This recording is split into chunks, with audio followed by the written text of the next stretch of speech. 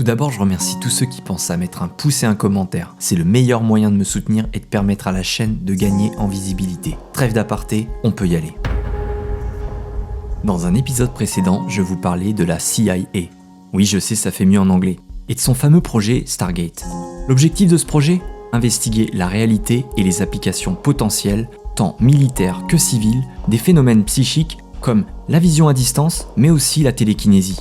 Mais comme vous le savez peut-être, la CIA ne s'est pas limitée à ce projet et a mené des expériences et des études d'envergure de 1950 à 1975 à travers un ensemble de projets plus communément appelés MKUltra. Certains vont dire que l'on sait peu de choses sur le programme, et pourtant les documents, preuves et témoignages à son sujet se comptent par milliers. Pendant des dizaines d'années, l'instance gouvernementale américaine ainsi que l'armée se sont adonnés à toutes sortes d'expériences qui dépassent largement ce que vous pourriez imaginer. Dans cet épisode, nous allons nous aventurer dans un monde obscur, caché et fait d'expériences qui, bien évidemment, vont à l'encontre du bien-être de l'humanité. Alors, accrochez-vous et découvrons si après avoir été influencés, orientés et dirigés, nous ne pourrions tout simplement pas être contrôlés. Allez, sans plus tarder, rentrons dans le vif du sujet.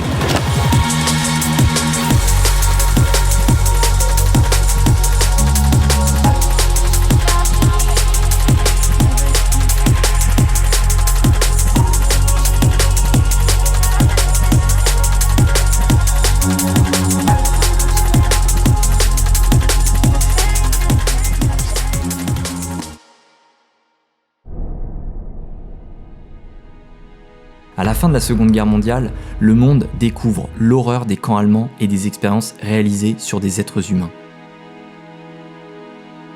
L'Amérique se voulant le détenteur de la bonne conscience des peuples, elle impose rapidement la tenue des procès de Nuremberg, condamnant les responsables allemands pour les crimes perpétués.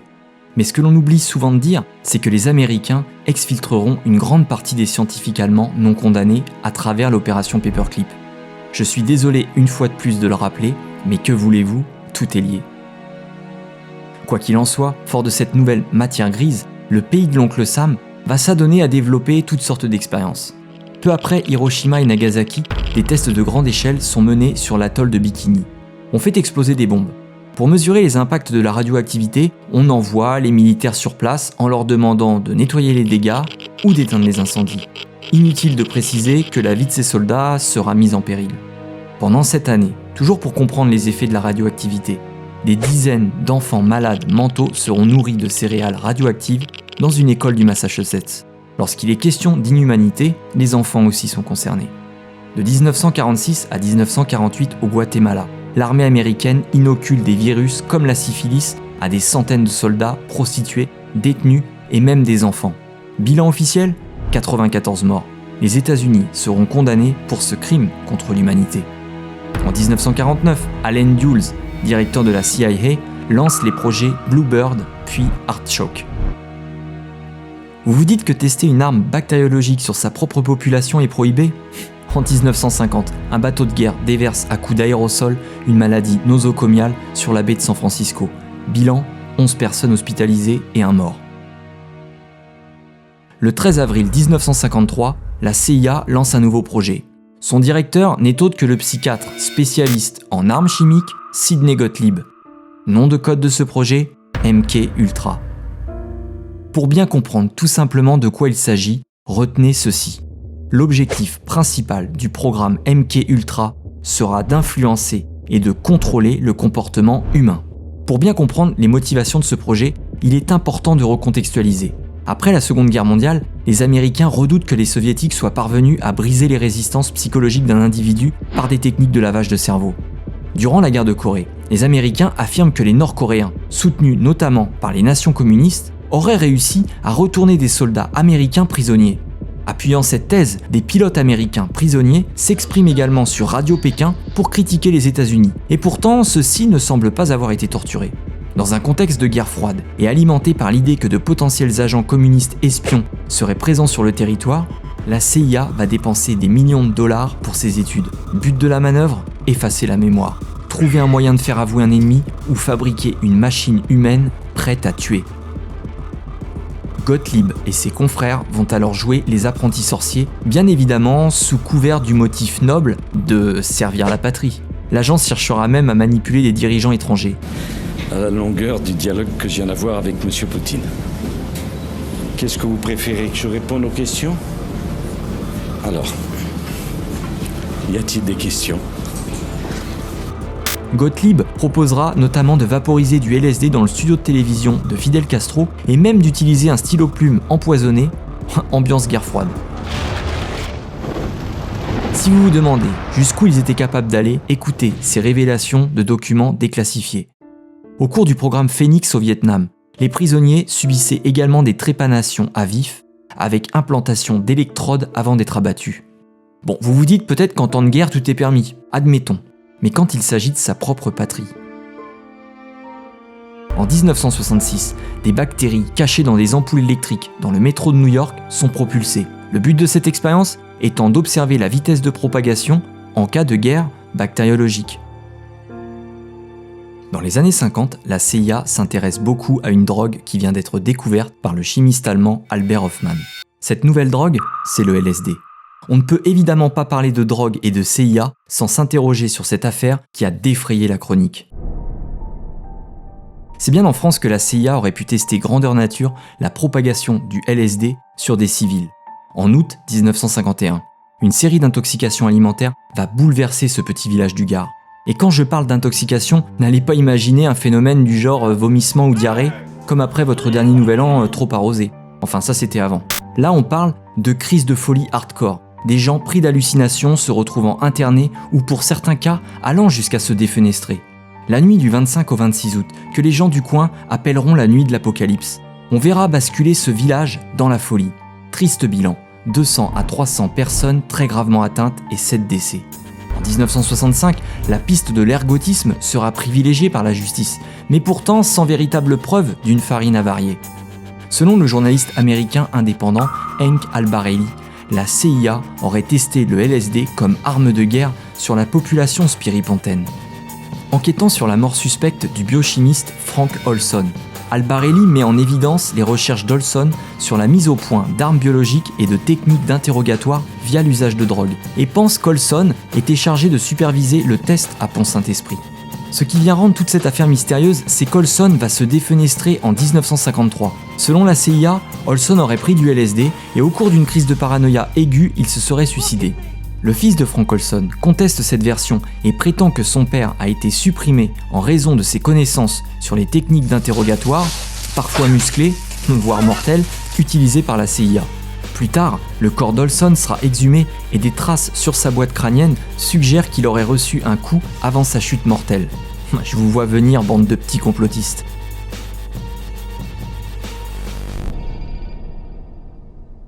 Dans le cadre des expérimentations sur le lavage de cerveau, une liste de 125 produits, tous plus dangereux les uns que les autres, a été rendue publique par le conseiller en chef de l'armée. Dans la caserne d'Edgewood, on y teste des armes chimiques avec l'aide de scientifiques du Troisième Reich, mais aussi des drogues qui modifient le comportement. Le psychiatre militaire James Ketchum y expérimente une trentaine de produits toxiques, dont le benzylate ou BZ, le but étant de trouver un produit qui permette de mettre hors d'état de nuire l'ennemi en temps de guerre. 7000 soldats serviront de cobayes. Plus tard, plusieurs dizaines de ces volontaires lanceront des procédures à l'encontre de l'armée. Parce que le propre de l'être humain est d'aller toujours plus loin. L'armée souhaite réaliser des études, mais hésite à faire participer ses propres troupes. Les substances à tester sont tellement puissantes qu'elles doivent être utilisées dans un endroit discret, clos et protégé. Cette forteresse sera les prisons. Dans une vingtaine de centres pénitentiaires des États-Unis, l'armée transforme les détenus en rats de laboratoire.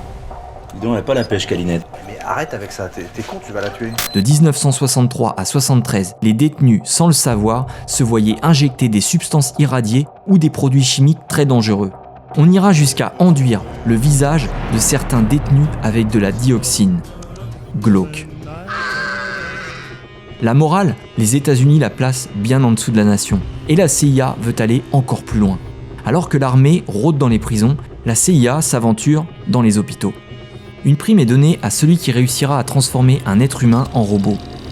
Plus de 20 ans après la fin officielle du programme MK, les témoignages vont dévoiler jusqu'où la CIA était prête à aller. Dans cette course à l'horreur, un homme sort du lot, Le président de l'Association mondiale de psychiatrie, excusez-moi du peu, Donald Ewen Cameron. Comble de l'horreur, il avait réalisé l'expertise de certains des médecins allemands pendant le procès de Nuremberg. Recrutés par la CIA en 1957, ils se sont alors investis d'une forme de pouvoir absolu.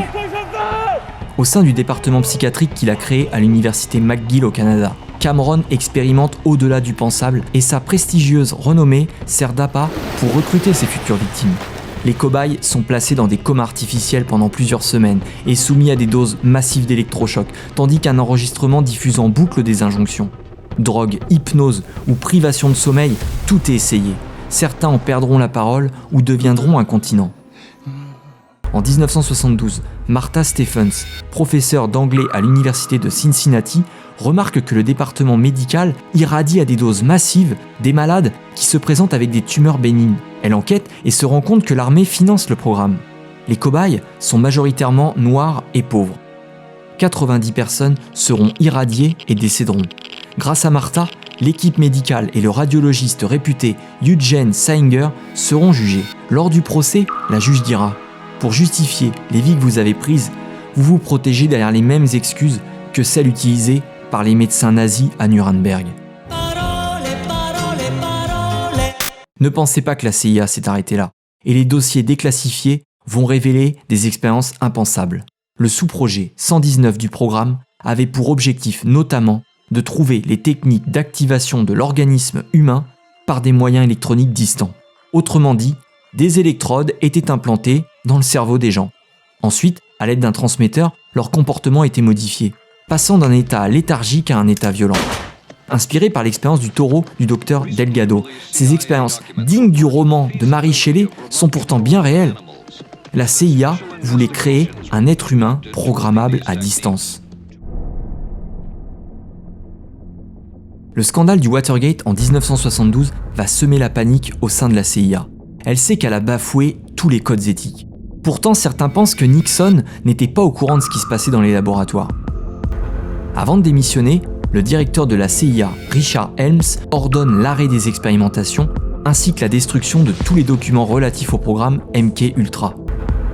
Le président, Gerald Ford, veut savoir ce qui se passe au sein de l'agence gouvernementale et met en place une première commission d'enquête. Je n'ai jamais eu de compte à l'étranger. Les prévenus mentent ou bottent en touche. Mais comme bien souvent, c'est de l'intérieur que la forteresse va se fissurer. Notamment grâce à un archiviste de la CIA qui remettra plusieurs cartons oubliés par sa direction. À la suite de ces révélations, on découvrira alors l'ampleur de l'influence de la CIA, infiltrée dans toutes les strates du pouvoir ainsi que les médias. A major circulation American journal. We do have people who submit pieces to American journals. L'ex-directeur Richard Helms devra alors se justifier et laissera paraître un détachement affligeant, justifiant ses actes au nom de l'intérêt national. Il ne sera pas poursuivi car au pays de l'oncle Sam, l'individu est protégé lorsqu'il agit au nom de l'État. Le 3 octobre 1995, Clinton fera des excuses publiques. At hospitals, universities, and military bases, the goal was to understand the effects of radiation exposure on the human body. L'ensemble des expérimentations menées dans et autour de MK-Ultra aboutira à la rédaction d'un manuel de torture employé par la CIA. Post-2001, ce manuel appelé QBARC sera utilisé comme livre de chevet à Guantanamo. Dans les prisons militaires, des méthodes bafouant la dignité humaine seront communément employées, et notamment l'interrogatoire offensif qui n'est rien de moins qu'un autre terme pour parler de lavage de cerveau. Il serait naïf de penser que les choses ont changé.